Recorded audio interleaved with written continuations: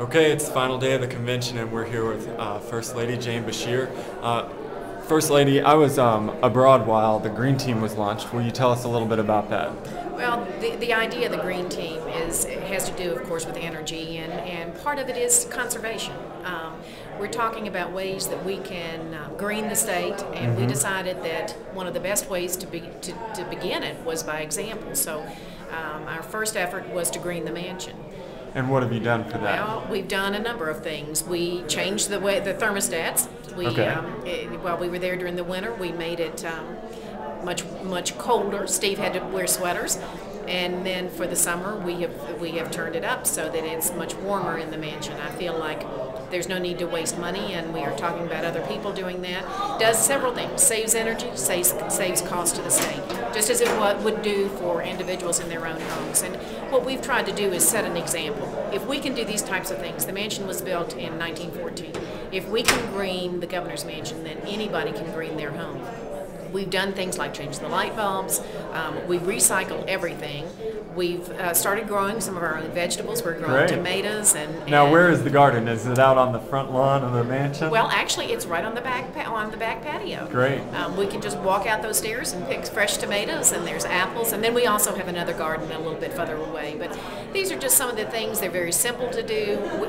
Within the gardens, we've planted flowers and trees and things that are native to Kentucky, so that we're also trying to promote our natural plants and our vegetables, as well as provide the beauty in the mansion. I think that the message of conservation is one that is so important, because if everybody just used the best technologies available to us now to save energy, whether it's in cars or in our own homes, we wouldn't have an energy crisis.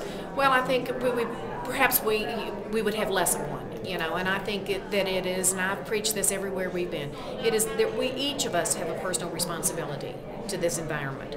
And if we can do something, drive less, next time you buy a car, buy a hybrid, reduce what you use within your own home. If you're replacing appliances, do Energy Star ones. One of the other efforts that we're doing on this Green Team too is we're going to be encouraging all the counties and superintendents within the school systems that as they build new schools, that they build them green. I've been able to visit with a number of the Energy Star schools around the state, and we're finding that they're saving, in some cases, up to 40% of their past bills in electricity, because these schools have been built green, using geothermal, also doing the daylighting within the classrooms. Is that called passive solar? I don't have all the terminology, and I'll tell you how you find it out. You ask the children, because the children, it's a twofold thing. The schools are saving money that are doing this. They're saving the environment. It's a threefold. But number three, it's an opportunity of learning for these children. Totally. I mean, I can't imagine going to a school with solar panels on the roof or something like that. The daylighting within itself, these elementary school children took me into the room and explained to me about daylighting and an experiment that they were doing with an engineering company to be able to make changes in another school that's being built in that same county. Cool. Their knowledge is incredible, and they're going home and telling their parents about how to green within their own homes. And I've laughed many times, in this position, you always get gifts when you go places. Well, the gift they gave me that day was one of the new light bulbs. So I told the children that we would take it home and put it in the governor's mansion, and the next time that the school came to visit, I would show them exactly which lamp it was. Well, we took that and multiplied it. We changed every light bulb that we could possibly change in that house to the energy efficient light bulbs. Great.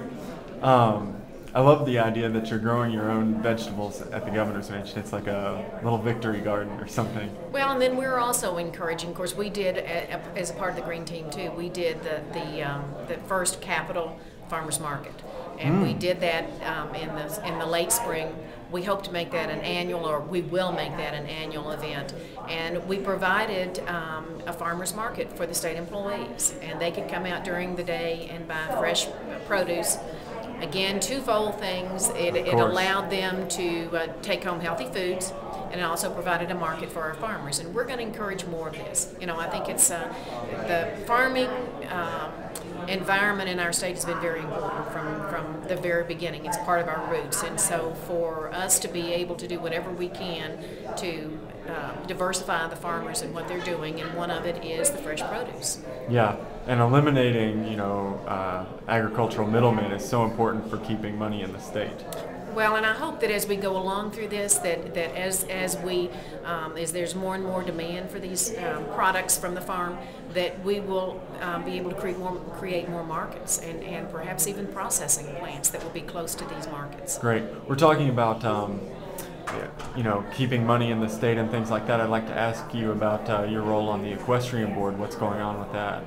Well, we have, of course, in September, October of 2010, we have the 2010 All-Tech FEI World Equestrian Games coming. Sounds like you've practiced that. It's a long name. The exciting part for us is that this is the first time it's ever been outside of Europe. And so for it to come to the United States is extremely exciting.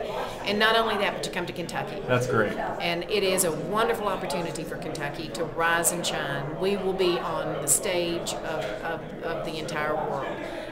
And with our southern hospitality, the beauty of our state, we have a real chance to show what an incredible place we all call home. Great. And finally, what is it like to have a governor as your husband at the convention? I mean, how does that change things? Is this your first convention? No, I came in 1984. Okay. And Steve was lieutenant governor. But this is an entirely different atmosphere this time. Last night on the convention floor, it was so electric. Just for all of us to be a part of this change in history, to think that at this stage we had a woman and an African American.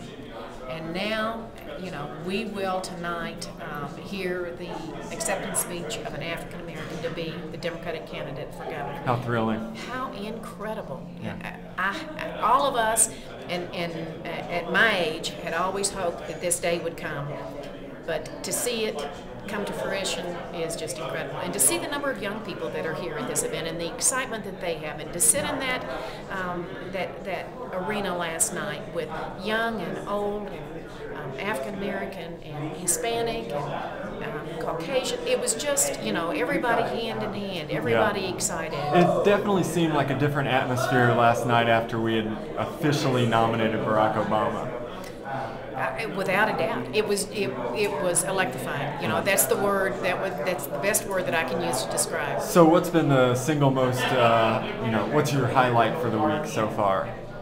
Well, I think each day you say it's the next one. Yeah. I think the first was of course Michelle Obama's speech, and then the next night when Hillary Clinton gave hers, and then last night to see part of last night that was pretty incredible to me was to see the military, our military people who came out and spoke for the Democratic Party and for this Democratic candidate. Sometimes I think the Republicans have tried to claim the military as all Republican, and last night you could see many of these were veterans from Iraq that feel so strongly about the direction that this country has been going in, and they were there. That was very moving to me last night, because I do think we have to make a change, and we have to take care of our veterans. But then to see Joe Biden and his acceptance speech, and to see his entire family, and I guess when you look at Barack Obama and his family, and you look at Joe Biden, they're just like all the rest of us. Sure. And that's just why. I guess that's really the reason in the long run that this is so electrifying, because we look up there and it's a little bit of each one of us right there. I liked a shirt that I saw a few days ago. On the back it said, Obama, Biden, 2 guys, 2 houses. I mean, they really are just like the rest of us, as opposed to the opposition. Well, and I think that's what will encourage people to come out and vote. I think we're going to see in this election a whole new group of voters. The young people that have not been energized in the past, who I think now feel like they have a real stake and they have a real opportunity to be a part of the change. And I think we'll see a whole new segment of voters, and that's exciting because that's the trend for the future then. Totally. Those will be our leaders that will be coming along, and for them to start taking part in the process right now with this change, with the excitement that it brings, gives me great hope for the future for my grandchildren. Well, First Lady Jane Beshear, thanks very much for talking with BlueGrassRoots today. Thank you.